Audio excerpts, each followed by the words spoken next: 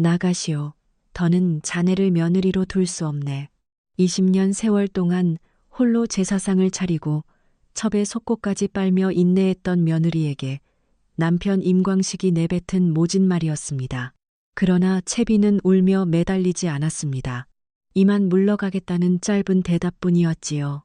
그녀는 족장 임상우와 임시 제숙부들에게 정중히 큰절을 올린 뒤 제 발로 당당히 걸어나갔습니다. 빈손에 자개암 하나만을 든 채 뒤도 돌아보지 않았습니다. 도대체 이 여인은 무슨 배짱으로 절까지 올리고 나선 것일까요? 그리고 나가는 순간까지 손에 꼭 쥐고 있던 자개암 속에는 과연 무엇이 들어 있었을까요? 서늘한 바람이 부는 방 안에서 빳빳한 이불보를 들추자 종이 뭉치가 손끝에 걸려 나왔습니다. 임시 가문의 며느리 채비는 남편의 이불장을 정리하다 동작을 멈추었습니다. 누렇게 바랜 종이 위에는 친정아버지 최승조의 인장이 선명하게 찍혀 있었습니다. 그것은 전담 문서였습니다. 하지만 명의란에 적힌 이름은 채빈이 아니었습니다. 월이. 첩의 이름 석자가 먹빛으로 또렷하게 박혀 있었습니다. 그녀는 황급히 나머지 문서를 넘겨보았습니다. 논 3마지기와 밭 5마지기까지 친정에서 혼수로 가져온 전답들이 단 하나도 남김없이 월이의 명의로 옮겨져 있었습니다. 채빈의 손이 한 차례 떨렸습니다.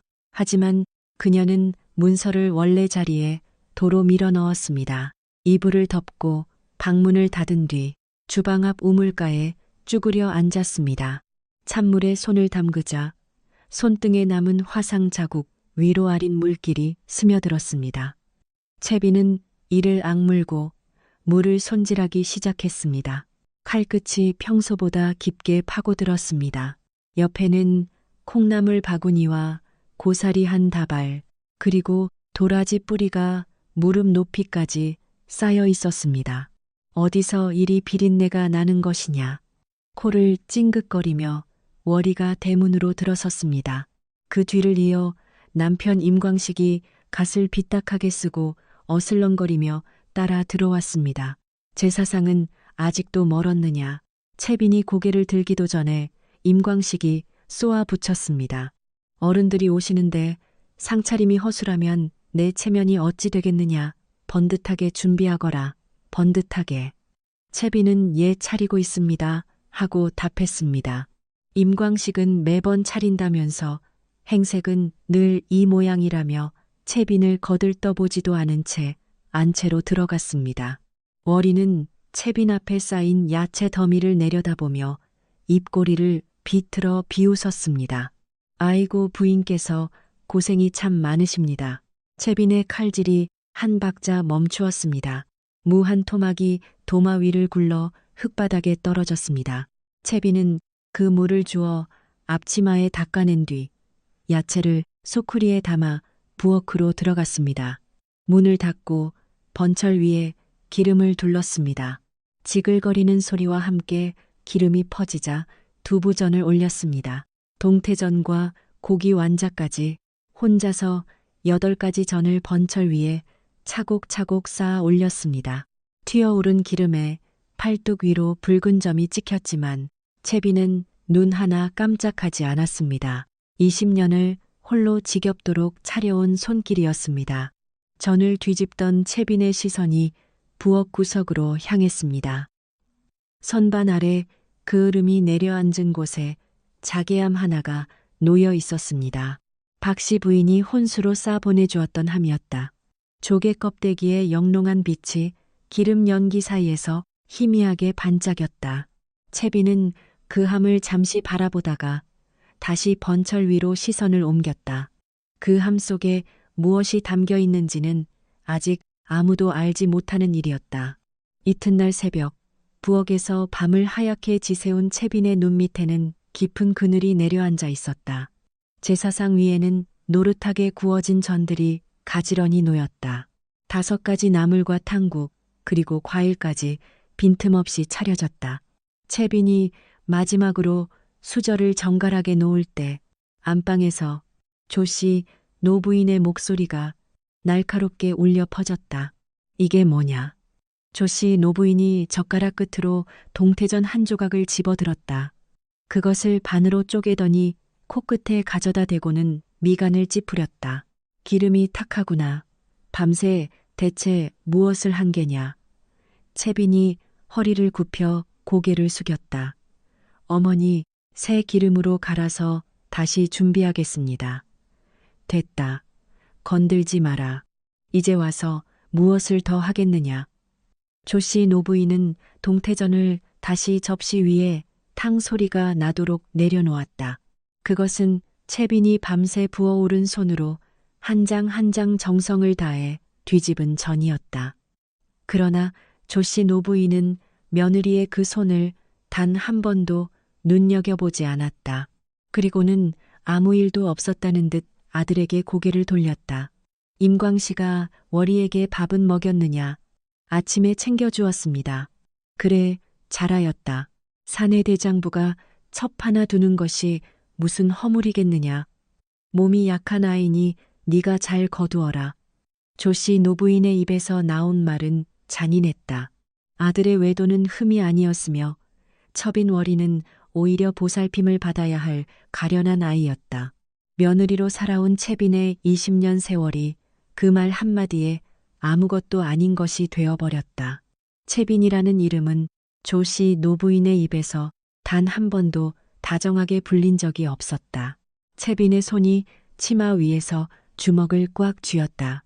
하지만 조씨 노부인은 채빈을 돌아보지도 않은 채 다시 입을 열었다. 참, 월이의 속옷이 빨래통에 있더구나. 그 아이가 몸이 약하니 네가 좀 빨아주어라. 채빈의 손이 치맛자락을 거칠게 움켜쥐었다. 손마디가 하얗게 드러날 정도로 강한 힘이었다. 고운 치맛자락 위로 깊은 주름이 잡혔다. 예, 어머니. 채빈은 마당 한 구석 빨래통 앞에 쭈그려 앉았다. 첩의 속옷을 꺼내 빨래판 위에 올렸다. 그리고 방망이를 들었다. 탁탁탁. 방망이가 빨래를 내리칠 때마다 차가운 물이 튀어 채빈의 저고리를 적셨다. 제사가 한 시진 앞으로 다가와 있었다. 밤새 공들여 차린 제사상은 조씨 노부인의 독설 한마디에 빛을 잃었고 그 고단한 손으로 지금은 첩의 속옷을 빨고 있었다. 채빈은 방망이를 한 번 더 내리쳤다. 이번에는 유독 세게 휘둘렀다. 빨래 위로 튀어오른 물방울이 햇살을 받아 반짝이며 흩어졌으나 그것을 가엾게 여기는 사람은 아무도 없었다. 돌아가신 친정어머니 박씨 부인이 혼수 보따리를 싸주시던 날이 문득 머릿속을 스쳤다. 잘 살아야 한다. 우리 채빈아. 어머니의 그 애틋한 목소리가 빨래 물소리 사이로 아른거렸다. 채빈은 젖은 손등으로 눈가를 슬쩍 훔치고 다시 방망이를 높이 들어 올렸다. 과연 채빈은 이 집에서 얼마나 더 버텨내야 하는 것일까? 채빈이 빨래를 하는 동안 안방에서는 이미 새로운 판이 짜여지고 있었다. 조씨 노부인이 찻잔을 내려놓으며 입을 열었습니다. 전담 넘기는 일은 다 갈무리 되었느냐? 임광식이 고개를 끄덕이며 대답했습니다. 예, 월이 앞으로 넘긴 것 말고 나머지는 모두 어머니 명의로 돌려두었습니다. 논 3마지기와 밭 5마지기 중에 월이에게 5을 주고 나머지 3은 내 앞으로 했으니 한치의 오차도 없이 다 옮겼습니다. 그렇습니다. 이제 저 아이의 이름으로 남은 것은 단 하나도 없습니다. 그것은 20년 전 최승조가 딸의 평안을 빌며 챙겨보냈던 혼수의 마지막 조각이었습니다. 그 간절한 조각마저 이제는 타인의 이름으로 한 글자씩 옮겨지고 말았습니다. 조씨 노부인이 낮게 웃음을 흘렸습니다. 그러면 이제 전혀는 더 이상 쓸모가 없겠구나. 목소리가 한 톤 더 낮아졌습니다. 제사 준비는 다 되었으니 이제 깔끔하게 정리해야지. 족장 임상우 앞에서 죄목을 하나 씌워 내보내자꾸나. 죄목이라 하면 무엇으로 하면 좋겠습니까? 임광식이 되물었습니다. 조씨 노부인은 이미 답을 준비해 둔 듯 거침이 없었습니다. 불순구고라 하여 제 시부모에게 불효했다고 하면 누가 감히 토를 달겠느냐. 네가 그저 봉양이 부실했다. 한마디만 거들면 끝날 일이다. 예, 과연 그렇습니다. 이따 제사 자리가 아주 적기겠군요. 조씨 노부인이 찻잔을 들어 차한 모금을 마셨습니다. 사람이 많을 때 몰아세워야 저 계집도 감히 발악하지 못할 테지. 노부인의 눈매가 가늘어졌습니다. 그것은 다 쓴 그릇을 내다 버릴 자리를 가늠하는 서늘한 눈빛이었습니다. 밖에서는 채빈이 빨랫줄에 마지막 빨래를 넣는 소리가 사각사각 들려오고 있었습니다.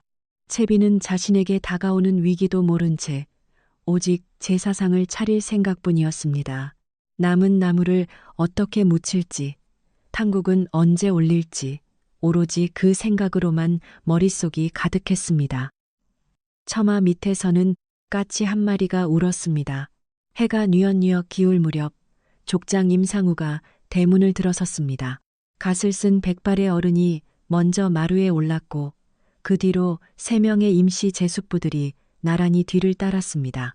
채비는 부엌에서 제사상에 올릴 마지막 나무를 묻히고 있었습니다. 시래기를 짜는 손에 유독 힘이 들어갔습니다. 첩에 속옷을 빨았던 바로 그 손이었습니다. 그 손에서는 아직 빨랫물 냄새가 가시지 않았습니다. 그때 등 뒤에서 뜻밖의 목소리가 들려왔습니다. 이 음식들을 제상으로 옮기면 되겠소. 채빈이 놀라 고개를 돌렸습니다. 임광식이 소반 한쪽을 잡고 부엌 문지방 안으로 들어와 서 있었습니다.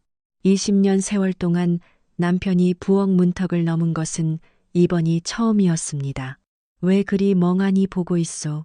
어디로 옮기면 되는지 묻지 않소. 채빈이 얼떨결에 대청마루 쪽을 가리켰습니다. 임광식이 소반을 들어 옮기다가 채빈의 손등을 힐끗 보았습니다. 손이 왜 그리 부었소? 어디 대기라도 한 것이오. 그것은 그저 지나가는 말이었습니다.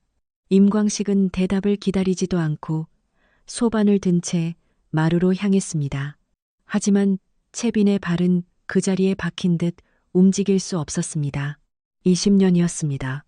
20년이라는 긴 시간 동안 제사상 옆에 남편이 함께 선 적도, 손이 되었느냐고 물어준 적도 없었습니다. 거친 손등 위로 남편이 무심하게 던진 한마디가 깊게 내려앉았습니다. 그것은 마치 스쳐 지나가는 바람결에 실려온 가녀린 조각과도 같았습니다. 채비는 부엌 문턱에 몸을 비스듬히 기댄 채 대청 쪽을 하염없이 바라보았습니다. 문중의 어른들을 맞이하며 허리를 깊숙이 굽히는 남편 임광식의 뒷모습이 그녀의 시야에 가득 들어왔습니다. 가시 비뚤어진 줄도 모른 채 연신 고개를 조아리는 그 남자의 모습이 어쩐지 오늘따라 낯설게만 느껴졌습니다. 별일도 다 있구나 싶은 생각에 채빈의 눈시울이 이내 뜨겁게 달아올랐습니다. 그녀는 화상 자국이 선명한 손등을 다른 손으로 가만히 감싸 쥐었습니다. 혹시 남편이 이제야 마음을 고쳐먹은 것은 아닐까 하는 가느다란 희망이 피어올랐습니다. 20년이라는 긴 세월을 묵묵히 참아온 보람이 이제야 당도한 것일지도 모른다는 생각이 들었습니다. 채비는 기름 연기로 가득한 부엌 안에서 앞치마 끝동으로 손등을 가린 채 작게 미소 지었습니다. 이 집안에 들어와 20년 만에 처음으로 지어보는 진심 어린 웃음이었습니다. 하지만 그 평화는 그리 오래갈 것이 아니었습니다. 안방의 어두운 그늘 속에서 조씨 노부인은 며느리의 그 웃음을 지그시 지켜보고 있었습니다. 조금 후면 모든 상황이 파국으로 치달을 터인데 저토록 환하게 웃고 있는 며느리의 모습이 노부인에게는 퍽이나 흥미로운 구경거리였습니다. 조씨 노부인의 입가에 가늘고도 싸늘한 비웃음이 번져나갔습니다. 그것은 마치 도살장으로 끌려가는 짐승에게 마지막으로 여물 한 줌을 던져주는 잔혹한 자비와도 같은 미소였습니다.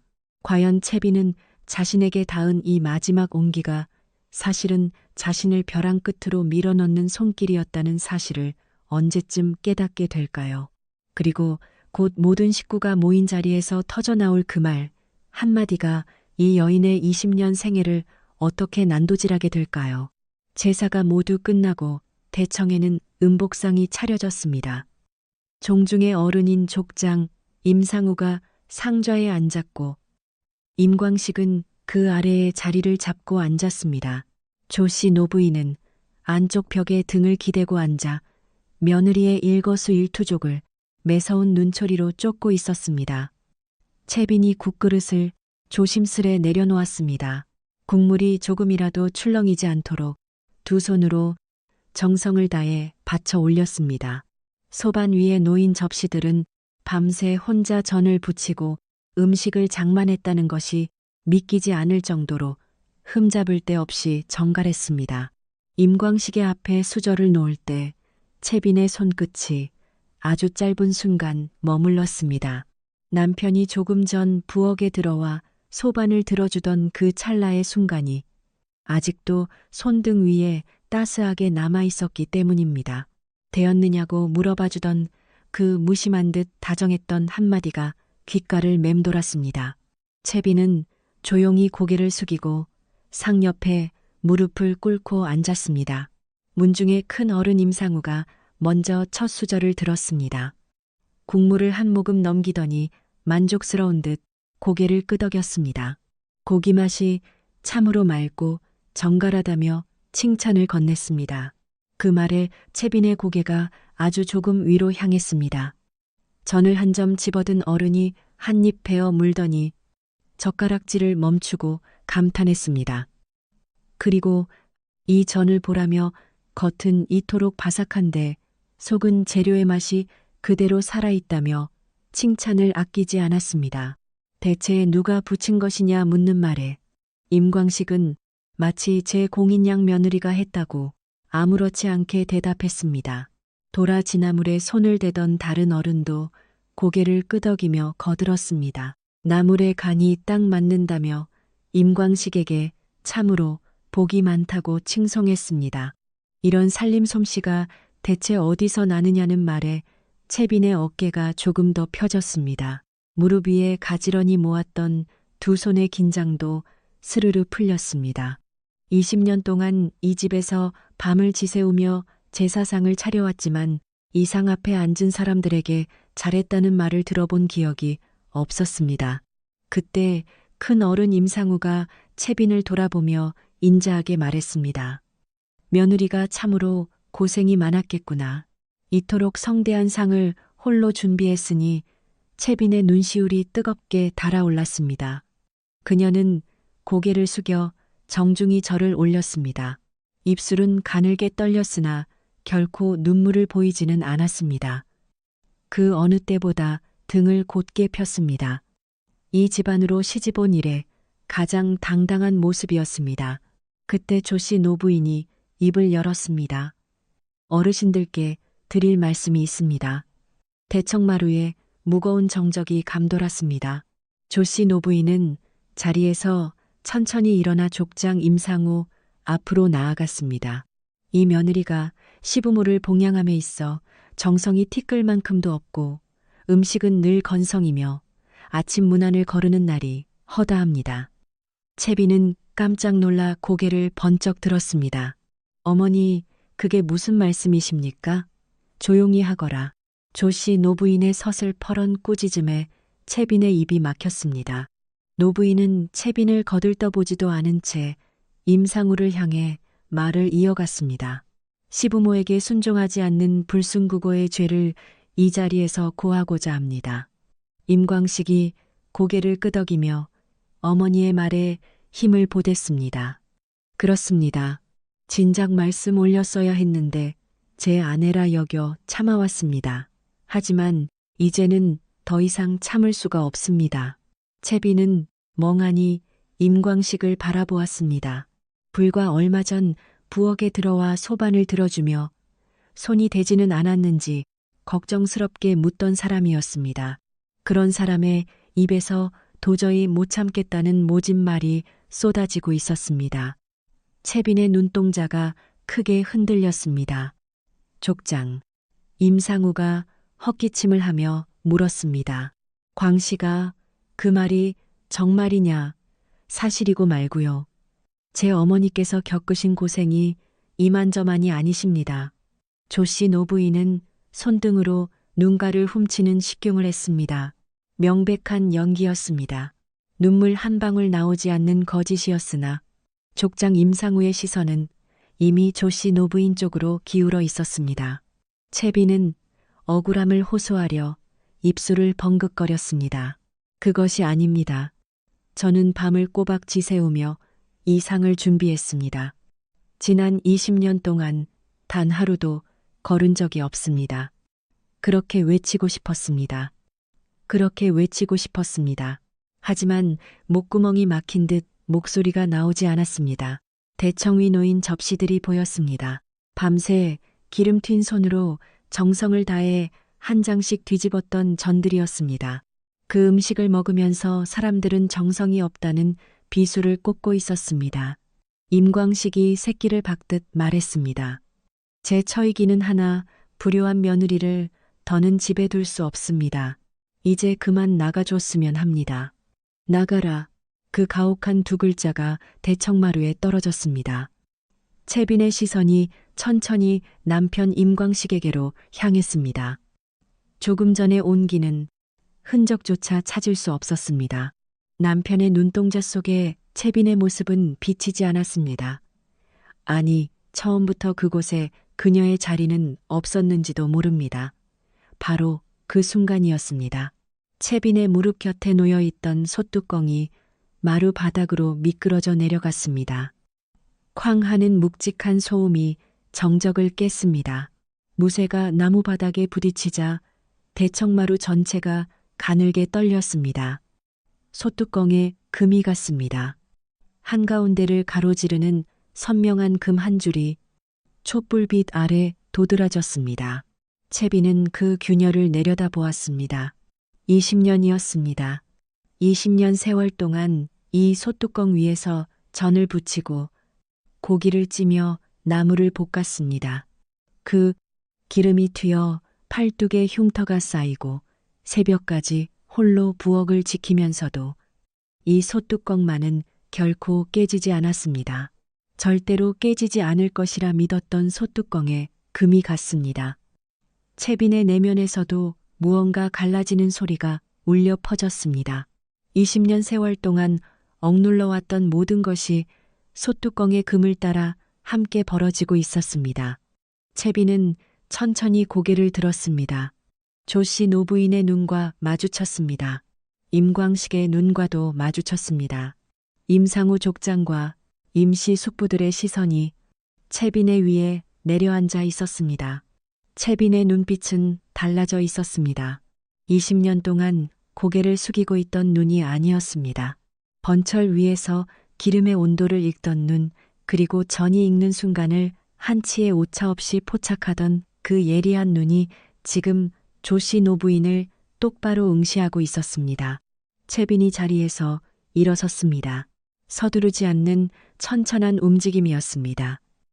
20년 동안 구부리고 있던 허리가 한마디씩 펴졌습니다. 무릎이 펴지고 등이 펴졌으며 목이 펴진 끝에 마지막으로 턱이 올라갔습니다. 대청마루 위에 선 채비는 임광식을 내려다보았습니다. 앉아있는 남편을 서서 내려다보는 것은 20년 만에 처음 있는 일이었습니다. 서방님. 채빈의 목소리는 떨리지 않았습니다. 고요하고 단단한 목소리였습니다. 20년을 이 집에서 밤을 지새웠습니다. 제사상을 혼자 차렸고 기름에 데워가며 전을 부쳤으며 첩에 소고까지 빨았습니다. 임광식의 눈이 가늘어졌습니다. 임상우 족장과 문중 어른들 앞에서 이 여자가 입을 여는 것을 본 적이 없었기 때문입니다. 그런데 정성이 부족하다 하셨습니까? 채빈이 한 걸음 앞으로 나섰습니다. 불효하다 하셨습니까? 물러나라 하셨습니까? 한 걸음 더 나가라 하셨습니까? 채빈의 손이 허리춤에 묶인 앞치마 매듭으로 향했습니다. 예, 매듭이 풀렸습니다. 나가겠습니다. 20년을 몸에 붙이고 살던 앞치마였습니다. 기름때가 절어 빳빳해진 천에는 화상 자국과 땀과 눈물이 고스란히 스며 있었습니다.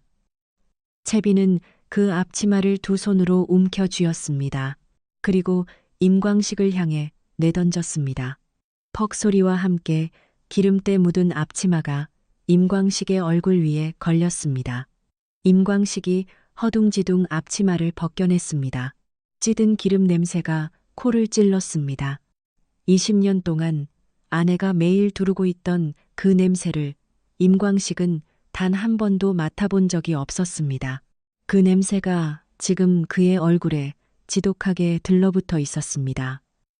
네, 2년, 네가 지금...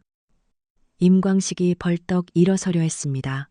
하지만 채비는 이미 임광식에게서 눈길을 거둔 뒤였습니다. 채비는 임상우 족장 앞으로 나아갔습니다. 그리고 무릎을 꿇었습니다. 무릎을 꿇었습니다. 이마를 바닥에 대고 두 손을 가지런히 모은 채 큰 절을 올렸습니다. 널쭉 엎드린 깊고 깊은 절이었습니다. 족장 어른, 20년간 부족한 며느리를 거두어 주셔서 감사했습니다. 고개를 든 채빈이 임상우 족장의 눈을 똑바로 보았습니다. 이만 물러가겠습니다. 임상우 족장의 수저가 멈추어 있었습니다. 옆에 있던 임시 숙부의 젓가락도 허공에서 얼어붙었습니다. 대청이의 모든 숨소리가 잦아들었습니다. 쫓겨나는 사람이 절을 하고 있었습니다. 울지도 않고 매달리지도 않은 채 기름때 묻은 앞치마를 남편 얼굴에 던져놓고 문중 어른에게 이마를 바닥에 대며 감사하다 말하고 있었습니다. 조씨 노부인의 찻잔이 기울어 탁자 위로 찬물이 흘러넘쳤습니다. 이것은 결코 예정에 없던 광경이었습니다. 마땅히 눈물을 쏟으며 매달려야 할 며느리가 등을 꼿꼿이 세운 채 제 발로 걸어 나가고 있었습니다. 채빈이 자리에서 일어났습니다. 그녀는 뒤를 돌았습니다. 한 걸음, 그리고 두 걸음과 세 걸음. 채빈은 결코 뒤를 돌아보지 않았습니다. 채빈은 부엌 구석의 선반 앞에 멈춰 섰습니다. 그곳에는 자개암이 놓여 있었습니다. 20년 세월 동안 기름 연기 속에서 단 한 번도 자리를 옮기지 않았던 함이었습니다. 채비는 그 함을 두 손으로 받쳐들었습니다. 꽤 묵직한 무게감이 전해졌습니다. 함 안에는 무언가가 들어 있었습니다. 채비는 함을 가슴에 꼭 껴안았습니다. 이 집에서 가지고 나가는 것은 이 자개함 하나면 충분했습니다. 그리고 그녀는 대문을 나섰습니다. 뒤에서는 아무런 소리도 들려오지 않았습니다. 붙잡는 손길도 이름을 부르는 목소리도 없었습니다. 채비는 이미 그것을 잘 알고 있었습니다. 20년을 함께 산 집이었으나 문 하나를 사이에 두고 그 누구도 자신의 이름을 부르지 않을 것이라는 사실을 말입니다. 골목을 빠져나왔습니다. 저녁 바람이 채빈의 흐트러진 머리카락을 스쳐 지나갔습니다. 자개함을 아는 두 팔에 힘이 들어갔습니다. 채빈은 걸음을 멈추지 않았습니다. 채빈은 고개를 높이 들었습니다. 굽어있던 허리가 펴졌습니다. 20년 동안 부엌 천장만을 바라보던 눈에 처음으로 드넓은 하늘이 들어왔습니다. 초승달이 골목 위 허공에 걸려 있었습니다. 채빈의 입가에 아주 작은 무언가가 떠올랐습니다. 웃음이라 부르기에는 아직 일렀지만 눈물과는 명확히 다른 무언가였습니다. 과연 빈손에 자개함 하나만을 쥔 이 여인은 지긋지긋한 기름 연기 너머에서 어떤 세상을 마주하게 될까요? 그리고 채빈이 끝내 열어보지 않은 그 자개함 속에는 대체 무엇이 잠들어 있는 것일까요? 장터 구석 낡은 수레 옆에 채빈이 쭈그리고 앉아 있었습니다. 자개함을 무릎 위에 올려놓고 두 손으로 감싼 채 오가는 사람들의 발길만 멍하니 내려다보고 있었습니다. 집을 나온 지 사흘째 되는 날이었습니다. 가진 것이라고는 이 함 하나뿐이었습니다. 배가 고파왔습니다. 장터 한쪽에서 전을 부치는 고소한 냄새가 바람을 타고 흘러왔습니다. 기름이 번철 위에서 지글거리는 소리가 채빈의 귀에 박혔습니다. 20년 동안 날마다 들어온 익숙한 소리였습니다. 채빈은 천천히 고개를 들었습니다. 전을 부치는 노파의 손놀림이 눈에 들어왔습니다. 기름이 너무 많았습니다. 불이 너무 세서 전의 가장자리가 검게 타들어가고 있었습니다. 채빈의 손가락이 무릎 위에서 저도 모르게 움직였습니다. 번철 위에 전을 뒤집는 동작이었습니다. 20년 동안 채빈이 할 줄 아는 것은 딱 하나뿐이었습니다. 그것은 전을 부치는 일이었습니다. 기름의 온도를 손바닥으로 읽어내고 반죽의 농도를 눈으로 가늠하며 불의 세기를 숨소리로 맞추는 것이었습니다. 이 집에서 아무것도 아닌 존재로 취급받았으나 번철 앞에서만큼은 그 누구에게도 뒤지지 않았습니다. 채빈은 머리에 꽂혀있던 은비녀를 조심스럽게 뽑았습니다. 시집 오던 날 친정어머니인 박씨 부인이 이 비녀 하나면 어디 가서도 굶지는 않는다며 머리에 꽂아주신 소중한 물건이었습니다.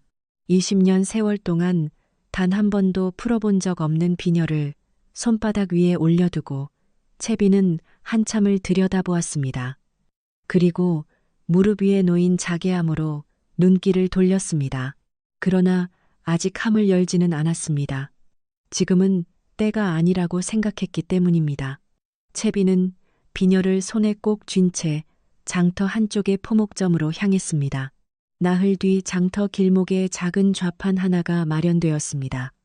은비녀를 팔아 마련한 번철 하나와 기름 한 동이, 그리고 밀가루 반 가마니가 채빈이 가진 전부였습니다. 장사 첫날 채빈은 번철 위에 기름을 두르고 파전을 올렸습니다. 치익하며 익숙한 소리가 장터 바닥 위로 퍼져나갔습니다. 20년 동안 오로지 집안의 제사상 위에서만 빛나던 채빈의 손끝이 비로소 세상을 향해 처음으로 움직이기 시작한 것입니다. 길을 지나던 보부상 하나가 발걸음을 멈추었습니다. 이거 하나에 얼마요 하고 묻자 채빈은 2양이라 대답했습니다. 보부상이 파전 한 조각을 입에 넣더니 씹던 입을 멈추었습니다. 아니, 이전의 바삭함은 대체 무엇이오 하며 감탄했습니다. 채빈이 부친 전은 다른 이들의 것과 달랐습니다. 기름에 닿은 겉면은 바삭하게 살아있었고 속은 부드러운 맛이 그대로 남아있었습니다. 불의 세기를 손바닥의 열기로 읽어내고 전을 뒤집는 시점을 기름 소리의 높낮이로 가늠하는 20년의 숙련된 손끝이 만들어낸 결과였습니다. 여기 전 하나 더 주시오 하는 보부상의 목소리가 장터에 크게 울려 퍼졌습니다. 그 소리를 들은 옆 좌판의 안악이 고개를 돌려 쳐다보았습니다. 손님 하나가 오면 둘이 왔고 둘이 오면 넷이 찾아왔습니다. 해가 저물 무렵에는 밀가루 반 가마니가 바닥을 드러냈습니다. 채빈은 빈번철 위에 손을 얹고 가만히 미소 지었습니다. 20년 동안 그 누구도 알아주지 않았던 자신의 손끝이 오늘 처음으로 정당한 대접을 받은 것이었습니다. 장독대 위에 서리가 3번 내려앉았다가 녹을 무렵이 되었습니다. 채빈의 좌판은 장터 구석에서 어느덧 장터 한복판으로 자리를 옮겨 있었습니다. 파전과 빈대떡은 물론 녹두전과 해물전까지 가짓수가 4수로 늘어났고 번철 또한 하나에서 3수로 많아졌습니다. 그때 장터 입구에 낯익은 얼굴이 나타났습니다. 채비나 하고 부르는 소리에 그녀의 뒤집개가 허공에서 멈추었습니다. 오라버니였습니다. 머리에는 어느새 흰 서리가 내렸고 한쪽 어깨는 예전보다 낮게 처져 있었습니다. 하지만 눈매만큼은 틀림없었습니다.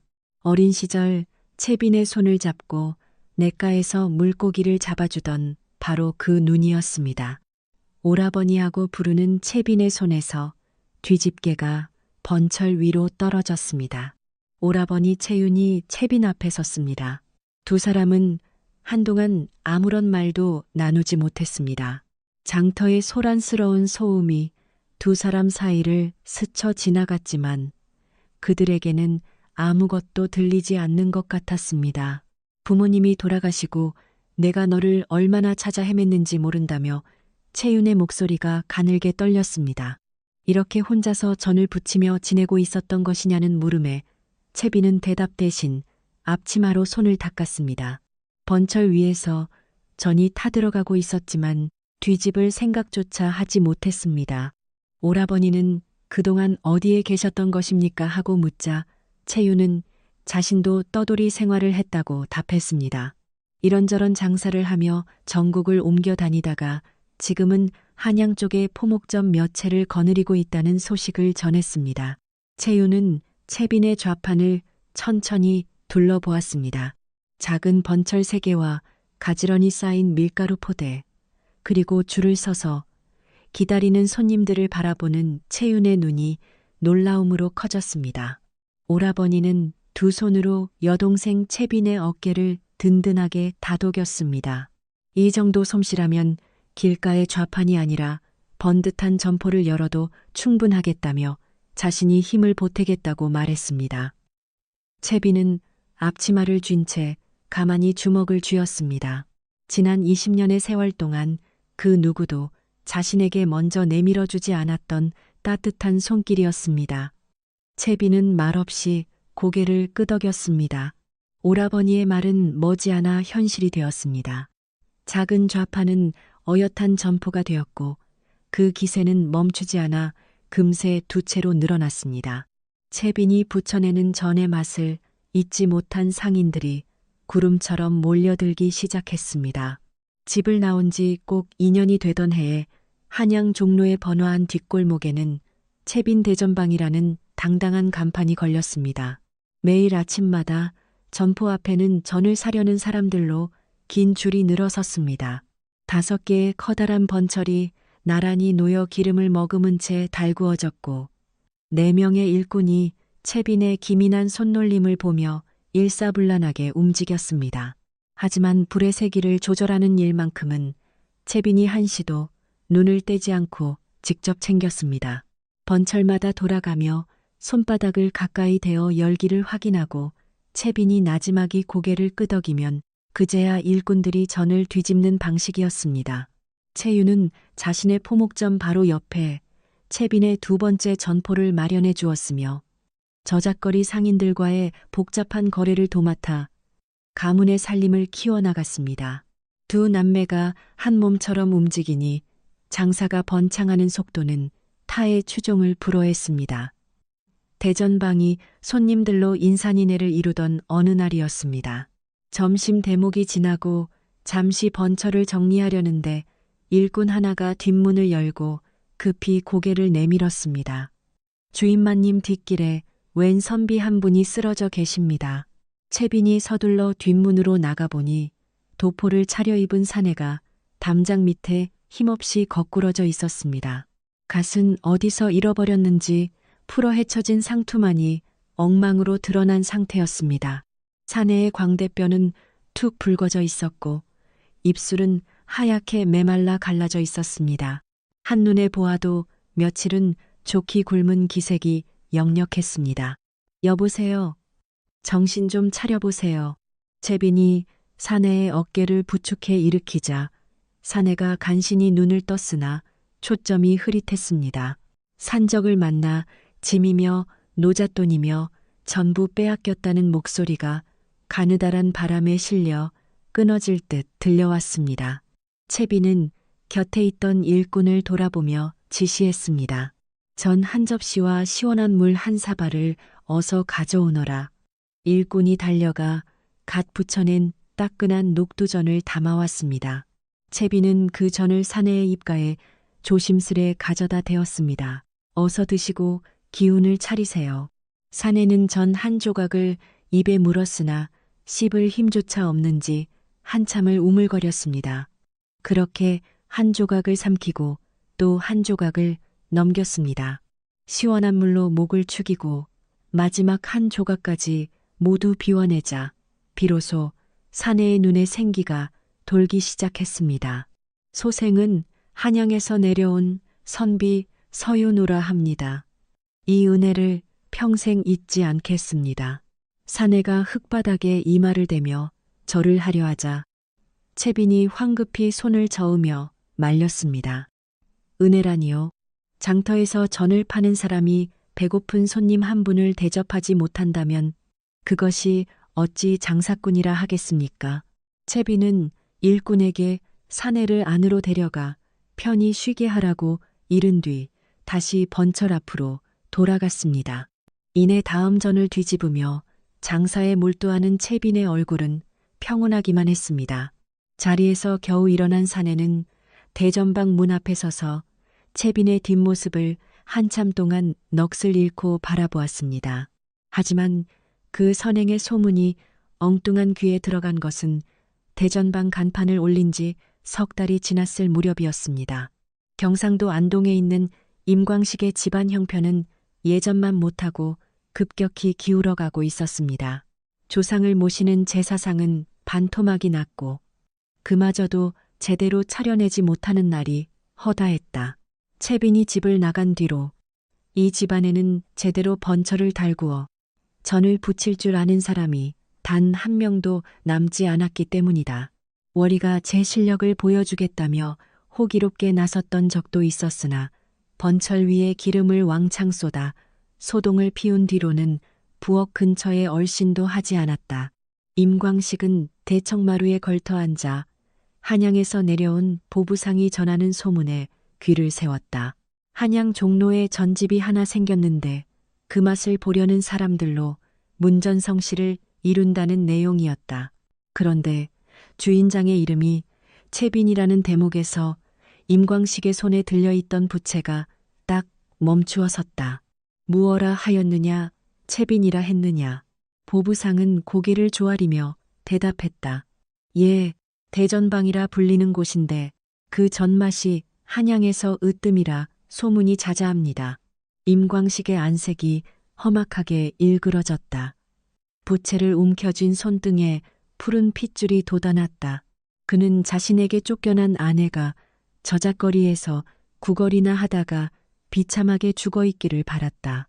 아니면 최소한 어느 집 행랑채에서 남의 밥이나 빌어먹으며 연명하고 있어야 마땅했다.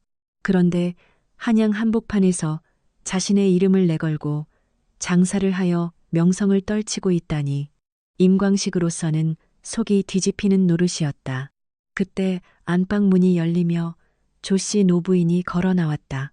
그년 앞으로 남겨진 전답이 이제 없다 한들 지금 그년이 벌어들이는 재물은 본래 우리 집안의 기운을 받아나간 것이 아니냐. 어미 말이 맞다. 돈을 벌게 내버려 두면 나중에 우리가 도리어 화를 입게 될 터이니 지금 당장 그 싹을 잘라버려야 한다. 조씨 노부인의 눈매가 독사처럼 가늘어졌다. 임광식이 고개를 깊게 끄덕였다. 우선 최승조 장인이 넘겨주었던 전답 문서를 아예 처분해 버려야겠습니다. 명의를 바꾸는 것쯤이야 어려운 일도 아니지요. 그것만으로는 성에 차지 않는다. 조씨 노부인이 찻잔을 탁 소리나게 내려놓았다. 채빈의 곁에 붙어있는 오랍이라는 놈부터 떼어놓아야 한다.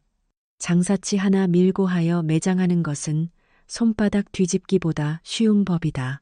임광식의 입가에 비릿한 웃음이 걸렸다. 그것은 아내의 성공을 지켜보는 남편의 얼굴이 아니었다. 남의 밥그릇을 박살내려는 사내의 얼굴이었다.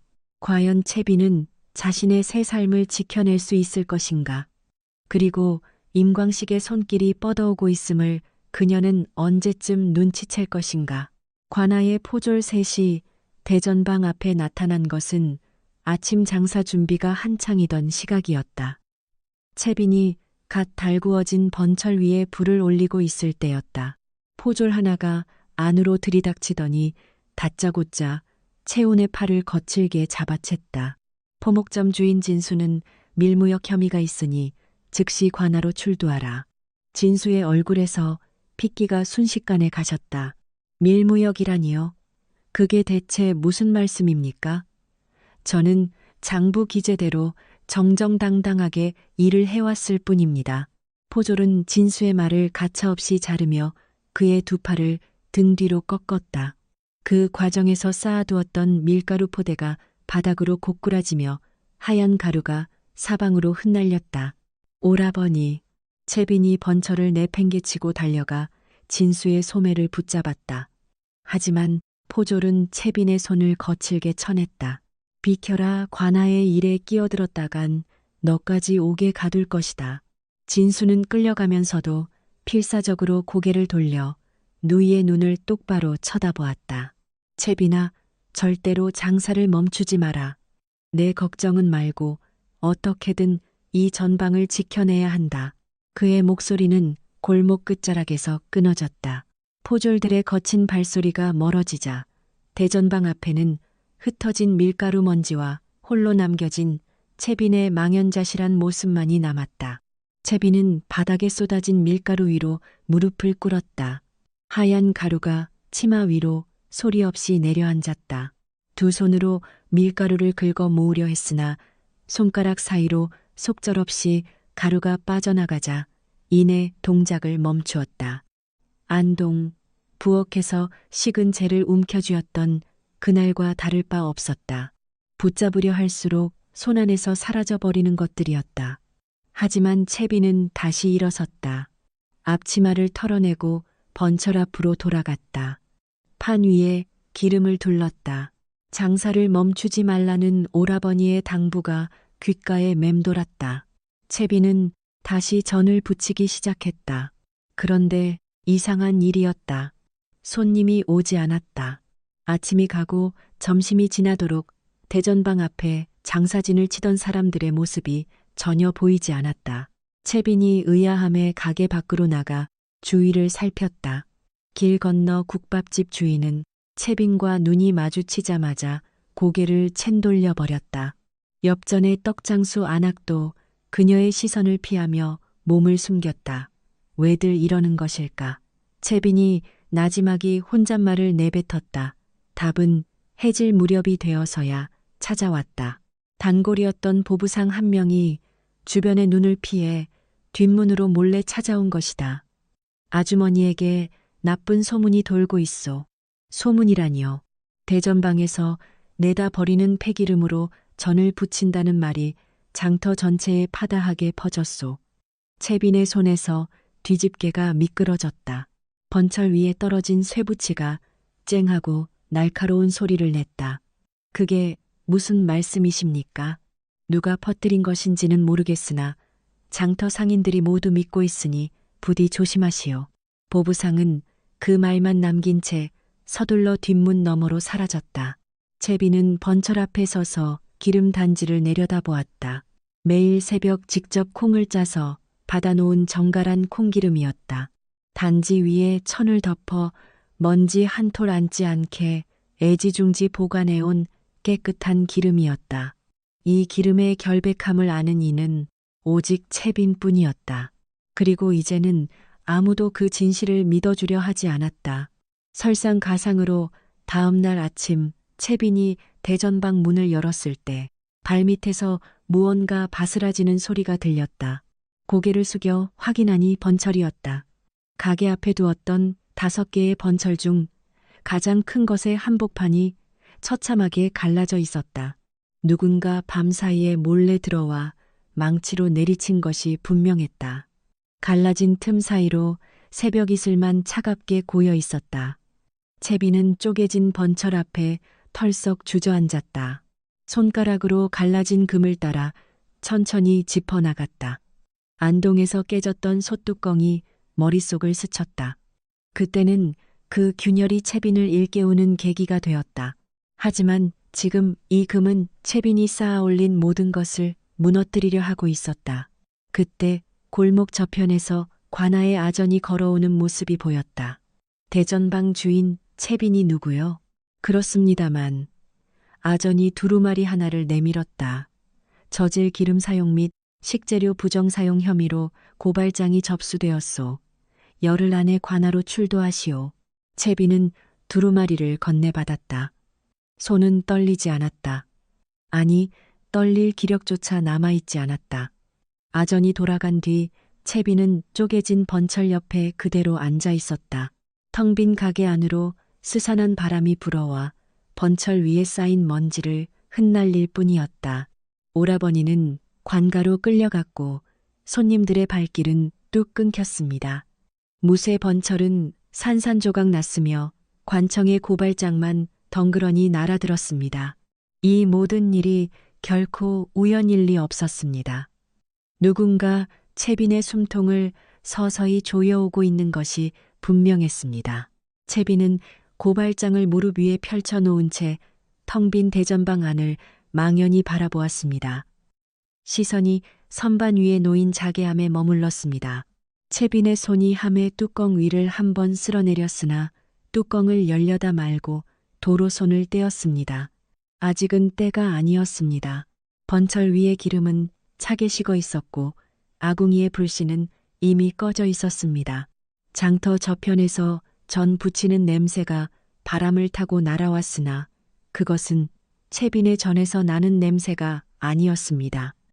해가 저물고 대전방 안에는 짙은 어둠이 내려앉았습니다. 채빈은 등불도 켜지 않은 채 고발장을 품에 안고 묵묵히 앉아 있었습니다. 그때 굳게 닫혀있던 문이 끼익 소리를 내며 열렸습니다. 채빈의 고개가 천천히 올라갔습니다. 그곳에 월리가 서 있었습니다. 예전의 월리가 아니었습니다. 도도하게 코를 세우던 그 얼굴은 반쪽이 되어 수척해져 있었고 저고리 소매는 해져서 손목이 훤히 드러났으며 치마 끝에는 흙먼지가 잔뜩 묻어 있었습니다.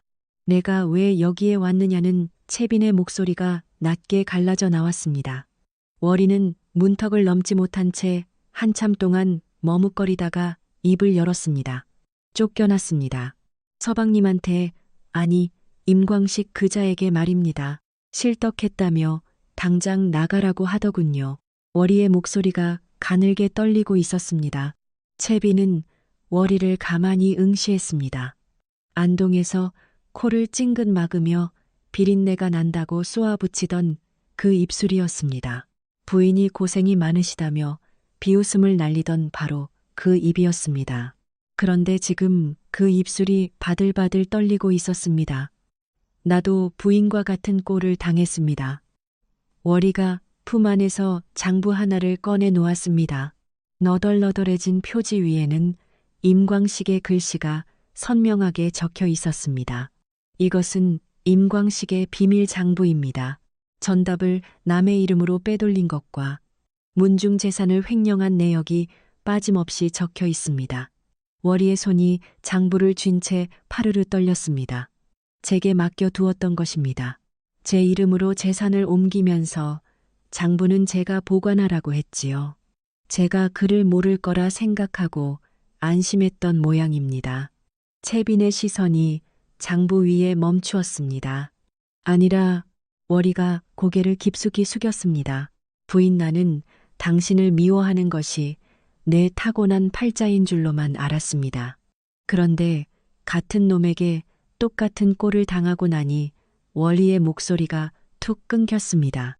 월이의 어깨가 걷잡을 수 없이 떨리고 있었습니다. 채빈은 한참 동안 매정하게 월이를 내려다보았습니다. 이 여자가 사무치게 미웠습니다.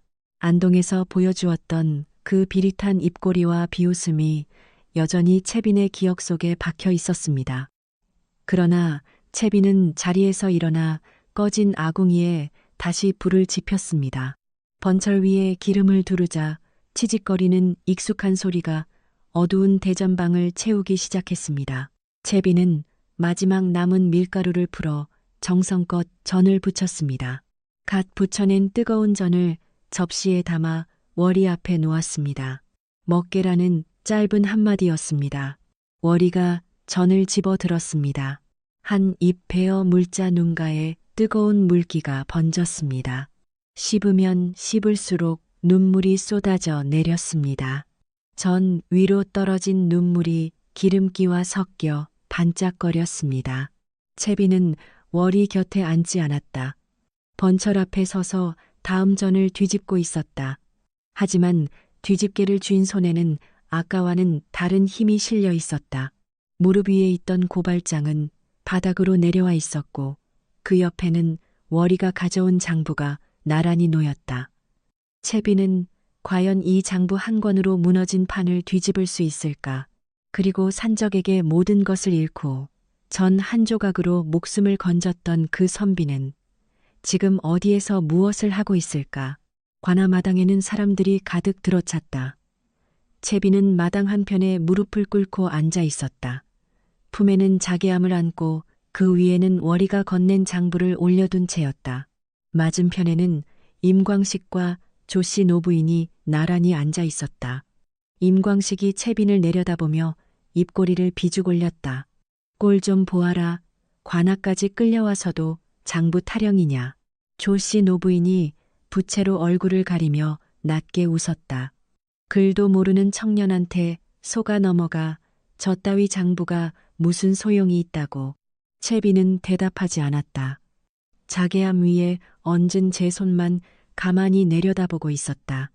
때를 기다리는 눈빛이었다. 사또가 자리에 올랐다. 고발이는 진술하라. 임광식이 자리에서 일어섰다. 갓을 고쳐쓰고 목청을 가다듬었다. 밖에서는 유학자를 자처하며 호탕한 척하던 바로 그 목소리였다. 소인의 전처 채빈이 불량한 기름으로 전을 부쳐 팔아 한양 백성들의 건강을 해쳤나이다.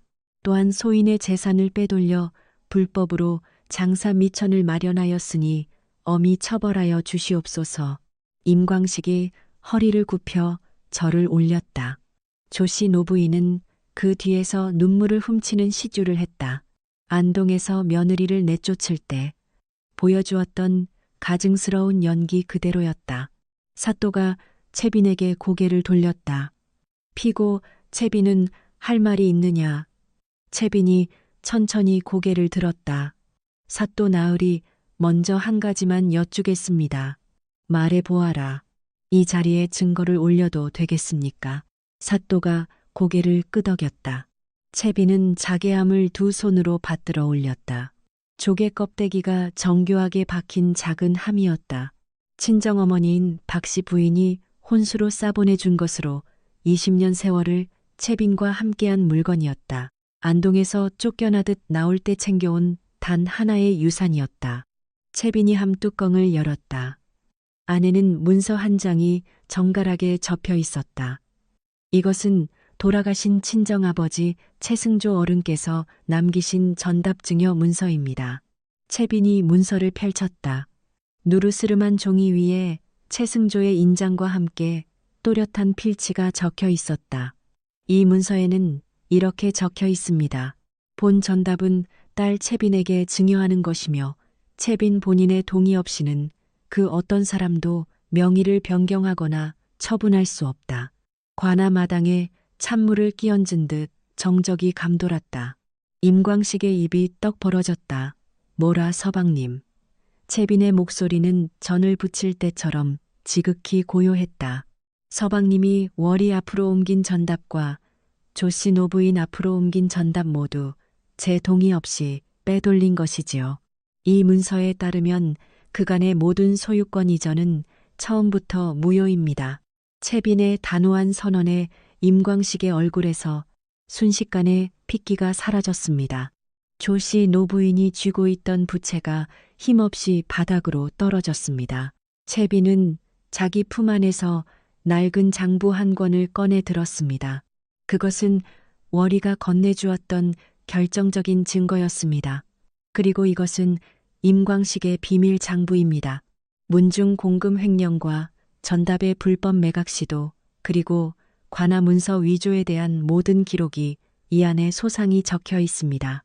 채빈이 장부를 사또 앞에 올리자 사또가 이를 펼쳐 훑어 내려갔습니다. 쪽을 넘길 때마다 사또의 눈매가 날카롭게 좁아졌습니다. 임광식이 다급하게 벌떡 일어나 소리쳤습니다. 그것은 위조된 것입니다. 저 요망한 계집이 꾸며낸 가짜란 말입니다. 조용히 하라. 사또의 엄중한 호령 한마디에 임광식은 입을 꾹 다물 수밖에 없었습니다. 바로 그때였습니다. 관아의 뒷문이 거칠게 열리더니 말발굽 소리가 마당을 가득 채웠습니다. 자욱한 먼지를 일으키며 한 사내가 말에서 가뿐하게 내려섰습니다. 정갈한 도포 차림이었으나 그 도포 자락 안에서 햇빛을 받은 마패가 번쩍이며 위용을 드러냈습니다. 암행어사 박치원 출두야 외침과 함께 마당이 술렁이기 시작했고 사또는 자리에서 황급히 일어섰습니다. 채빈의 눈이 크게 떠졌습니다. 잊을 수 없는 얼굴이었습니다. 장터 뒷길에서 산적들에게 습격당해 쓰러져 있던 그를 발견하고 전 한 조각으로 간신히 목숨을 구해주었던 그 선비였습니다. 박치원이 마패를 높이 치켜들었습니다. 본관이 이 사건을 직접 조사하던 중이었다.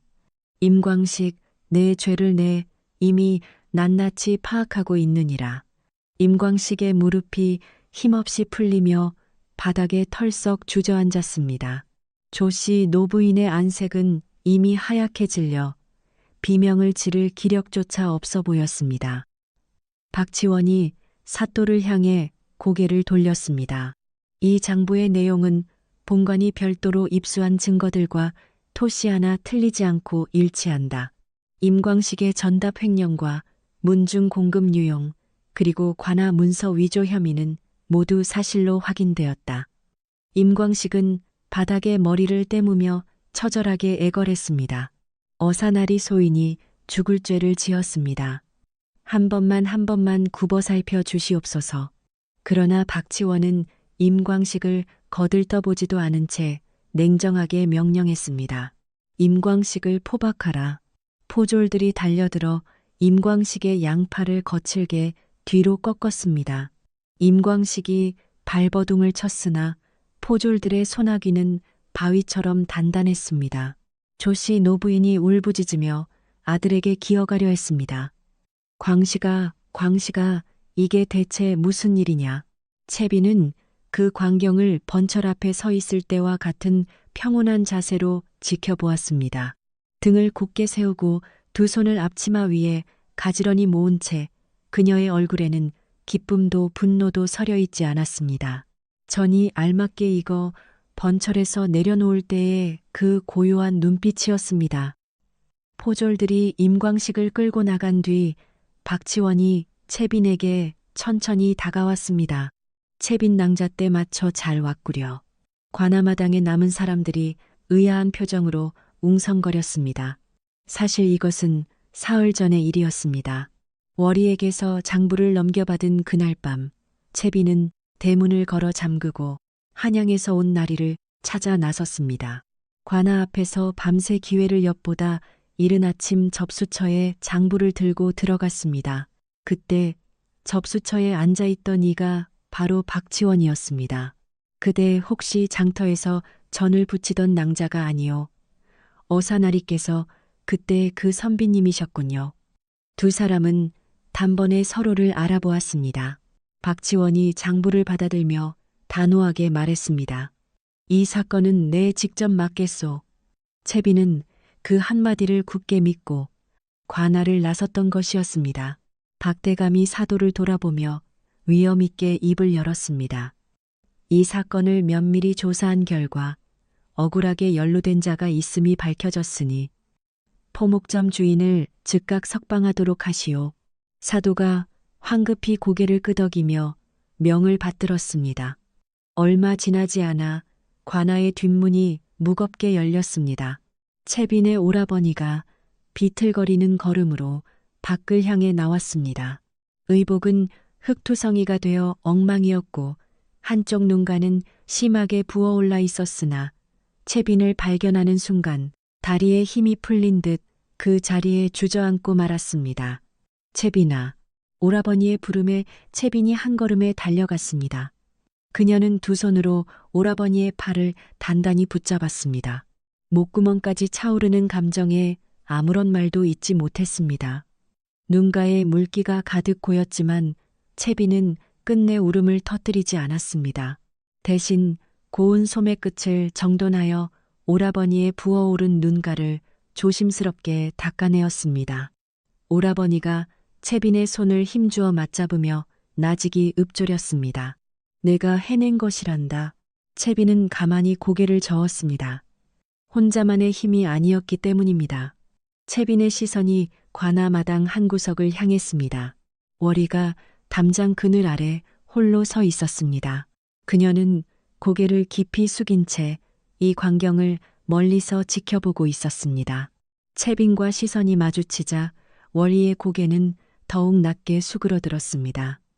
채빈은 그런 월희를 향해 짧게 고개를 끄덕여 보였습니다. 그것만으로도 충분한 무언의 대화였습니다. 관아 마당 위로 서늘한 바람이 한 줄기 불어왔습니다. 채빈의 흩어진 머리칼이 바람에 가볍게 휘날렸습니다. 자괴함을 가슴에 소중히 아는 채빈의 어깨가 지난 20년의 세월 중 처음으로 가벼워 보였습니다. 과연 이 여인은 무너졌던 대전방의 번철 위에 다시금 뜨거운 불을 지필 수 있을까요? 그리고 그 불 위에서 익어갈 저는 이번에 어떤 맛을 내게 될까요? 새벽빛이 종로 골목을 온전히 적시기 전 대전방 안에 환한 불이 켜졌습니다. 채빈이 아궁이 속으로 마른 장작을 밀어 넣었습니다. 이내 불씨가 살아나며 부엌 벽면을 붉은 빛으로 물들이기 시작했습니다. 채빈은 그 일렁이는 불빛을 한참 동안 물끄러미 바라보았습니다. 문득 안동 부엌의 아궁이가 뇌리를 스쳤습니다. 20년이라는 긴 세월 동안 홀로 불을 지피고 홀로 꺼뜨려야 했던 그 외로운 아궁이였습니다.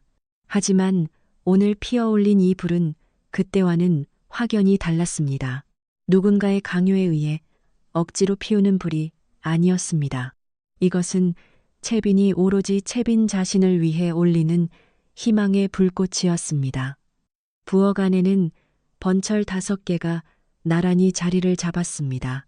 예전에 쪼개졌던 커다란 번철이 있던 자리에는 반짝이는 새 번철이 올라와 있었습니다.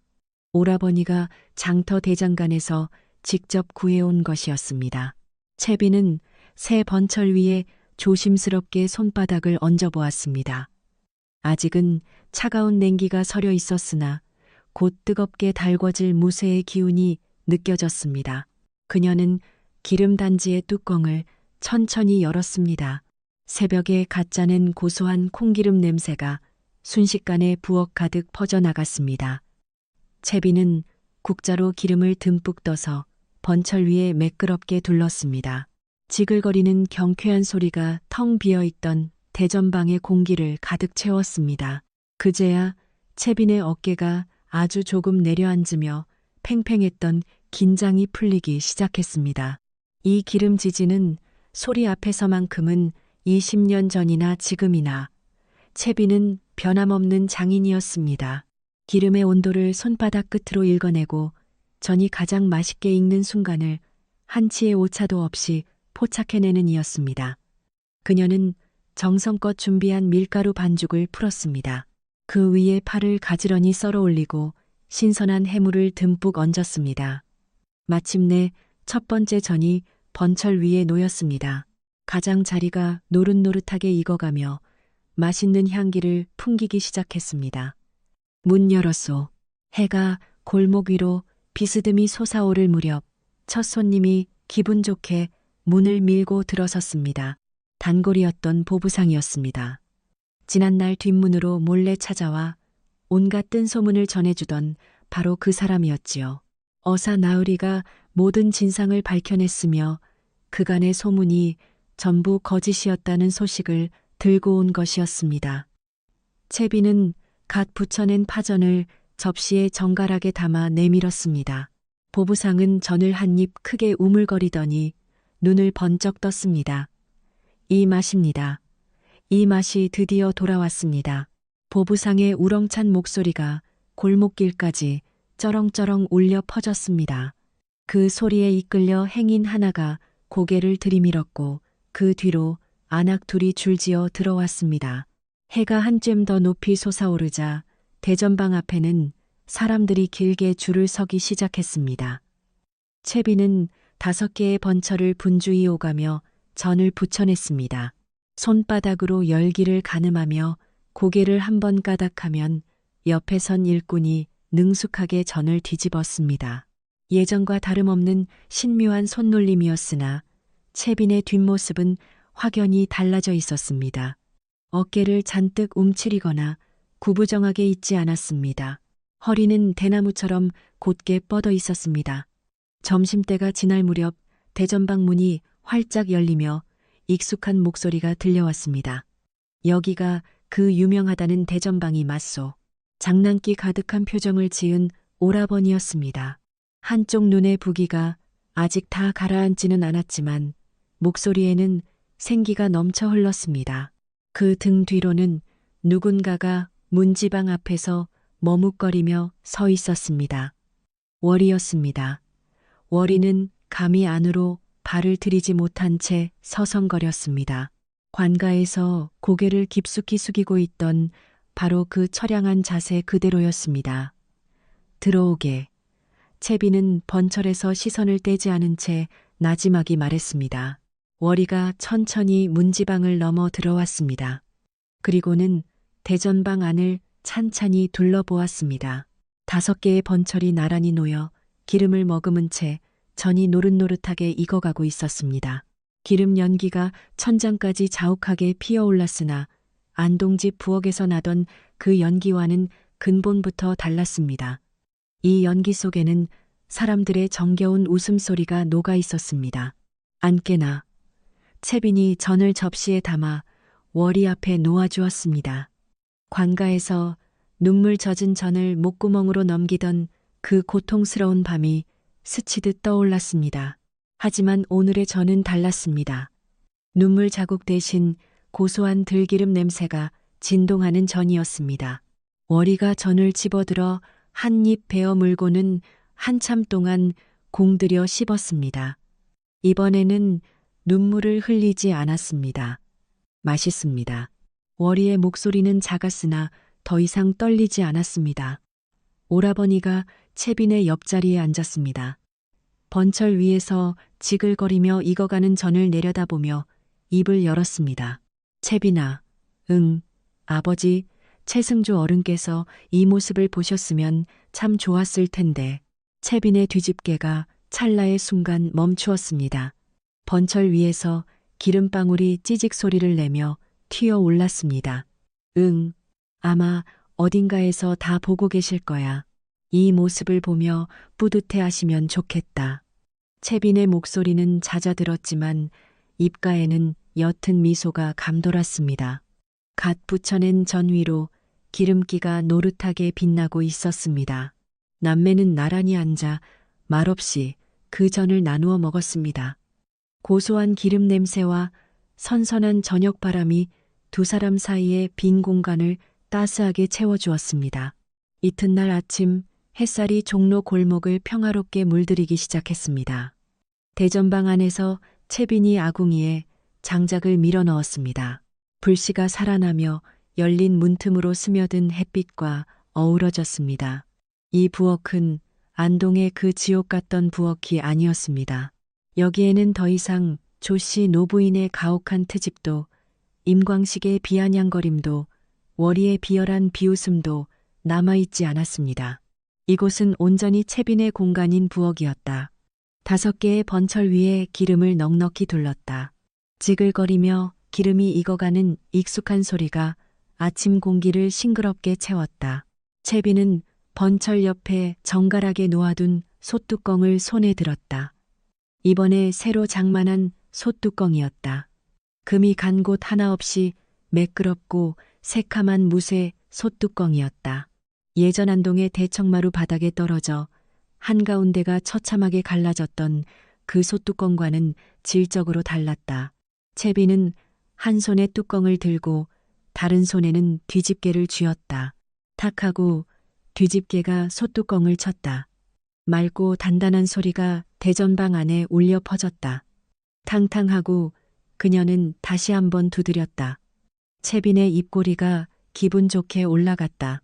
20년 세월 동안 부엌 천장만 바라보며 죄인처럼 고개를 숙이고 살던 여인의 얼굴이 아니었다.